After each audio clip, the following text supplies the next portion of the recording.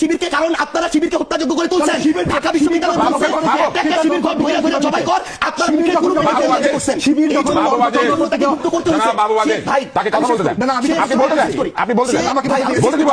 এনসিপির দলীয় অবস্থান, এনসিপির মনে হয়েছে নির্বাচনী জোটে তার যাওয়া প্রয়োজন। এনসিপির মনে হয়েছে এই না ভাই, এসব ফালতু কথা আপনি বলতে পারেন না। এই ধরনের ট্যাগিং রাজনীতি করে আওয়ামী লীগ অনেককে হত্যাযোগ্য করে তুলছে। আপনি একটু আগে বলতেছেন যে আমরা ছাত্রলীগের তলে ছিলাম, হেলমেট ছিলাম, এখন আবার বলতেছেন না ভাই, আমি বলি এখন আবার বলতেছেন অধিকাংশ শিবির ছিলেন। তাহলে অধিকাংশ যদি শিবির আন্দোলন করে, এই আন্দোলনের ক্রেডিট আপনি তাকে দেন।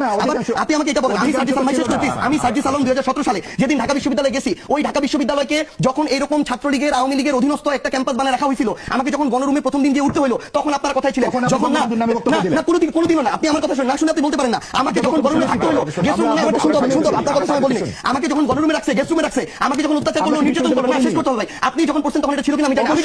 আমি যখন পড়ছি আমারটা বলতেছি, আমাকে যখন গেস্ট রুমে রাখা হলো, প্রোগ্রাম করানো হলো, আমাকে যখন একজন আওয়ামী লীগের মন্ত্রীকে সালাম দেওয়ার জন্য ঘন্টার পর ঘন্টা মধুর ক্যান্টিনে দাঁড় করে রাখা হলো, তখন আপনার এই সিভিল সোসাইটি কোথায় ছিল? যখন ঢাকা বিশ্ববিদ্যালয়ের শিক্ষকরা এক একটা দালালের ভূমিকা অবতীর্ণ হলো, যখন আমাকে ওই ক্যাম্পাসে ওই নেতাদেরকে সালাম দিয়ে মাথা নোয়া নোয়া চলতে হয়েছে 3 বছর, তখন আপনার এই সিভিল সোসাইটি আপনার কোথায় ছিলেন? আমাকে এটাতে বাধ্য হইতে হয়েছে। এরপরে আমার জায়গা থেকে যখন সুযোগ হয়েছে, আমি মাথা উঁচু করে দাঁড়াইছি। ওই অভ্যুত্থানের সামনে সাইডে যখন 2টা ছেলে দাঁড়াইছিল, এর মধ্যে একটা ছেলে ছিল সার্জিস আলম। এই সার্জিস আলম দাঁড়াইছিল এটা রিস্ক জেনে যে হয় সে বেঁচে থাকবে, তার কোনদিন সরকারি চাকরি হবে না, এটা জেনে দাঁড়াইছিল। সে যদি ওখানে বেঁচে থাকে, ভাই শেষ করি, এইটাই তাহলে না এটা আমি দাঁড়াইছিলাম, আমি সামনে দাঁড়াইছিলাম। আপনি আগের ওটা বলতেই পারেন না, আপনি আগের ওটা কোনোভাবে এই কারণে বলতে পারেন না, আমি দাঁড়াইছিলাম, আপনি দাঁড়ান নাই কেন? আপনি জানতে আসবেন কেন? মানে আমি ওই রিস্ক শেষ করি কথা বলতে চাই, আমি শেষ করি। এটা তো হয় না, উনি একা কথা বলে যাবেন না, না এটা কি হলো না? সময় আমি বলি বলতেছেন আপনারা আসেন কোথায়? না আপনি আপনার জায়গায় বসেন, কিন্তু আমি আগে দাঁড়াইছি তো রাস্তায় জায়গায় করেছেন, আপনি তো জায়গায় করেছেন, কিন্তু 18 তে করেন, আপনি 24 আমার 14 তে বয়স কত যে আমি এটা কিভাবে কথা বলে অংশগ্রহণ করতে পারছি না? সার্ভিস শেষ করুন, সার্ভিস শেষ করুন। ছাত্র রাজনীতির যে ব্যাপার সেটা আমার যখন করার ছিল আমি করেছি। সার্ভিস শেষ করুন, সার্ভিস শেষ করুন, আমি শেষ করি, সার্ভিস শেষ করুন। ভাই প্লিজ বাবু গুপ্ত তর্কের কিছু না বলেন, আপনারা ব্যর্থ হইছেন, আপনারা প্রবীণ শিবিরকে, কারণ আপনারা শিবিরকে হত্যাযোগ্য করে তুলছেন।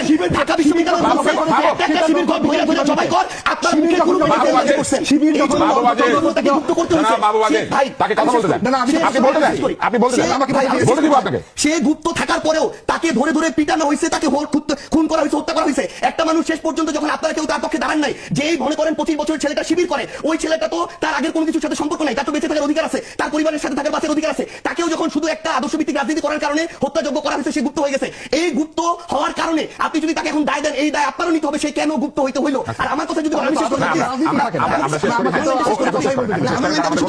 ভাই, মানে দিন শেষে শুধু একটা জিনিস মনে রাখতে হবে ভাই, দিন শেষে শুধু একটা জিনিস, আপনি অবশ্যই ভাইকে দিবেন, দিন শেষে শুধু একটা জিনিস মনে রাখতে হবে, যেটা হচ্ছে আমরা পুরো প্রেক্ষাপটটা না জেনে ব্যক্তিগত চিন্তা কারো উপরে চাপিয়ে দিতে পারি না। এনসিপির রাজনীতি করবে, এনসিপি নির্বাচনের প্রয়োজনে সেটা করেছে, নির্বাচন শেষ হয়েছে। এখন এনসিপির যেটা বাংলাদেশের স্বার্থে, জনগণের স্বার্থে, দলকে সামনের দিকে এগিয়ে নিয়ে যাওয়ার জন্য যেটা যৌক্তিক মনে হবে, এনসিপি তার জায়গা থেকে ওইটা করবে। এবং আমরা শুধু এইটুকু স্পষ্ট করে বলি, আমরা এখন এটা মনে করি যে মুক্তিযুদ্ধই আমাদের ভিত্তি এবং 24 হচ্ছে আমাদের নতুন করে আমাদের একটা পুনর্জন্ম। এই ভিত্তিটাকে মেনে আমরা আমাদের এই 24-এর আকাঙ্ক্ষাটা ধরে সামনের দিকে চলবো। জনগণ যদি আমাদেরকে মনে করে প্রাসঙ্গিক, আমরা প্রাসঙ্গিক থাকবো। জনগণ যদি মনে করে প্রাসঙ্গিক না, আমরা প্রাসঙ্গিক থাকবো না। কিন্তু কেউ যদি কোনো কিছু চাপিয়ে দিয়ে ব্লেম গেম খেলে মানুষকে বিভিন্ন ভাবে তার চিন্তাটা চাপিয়ে দেওয়ার চেষ্টা করে, এটা টিকবে না।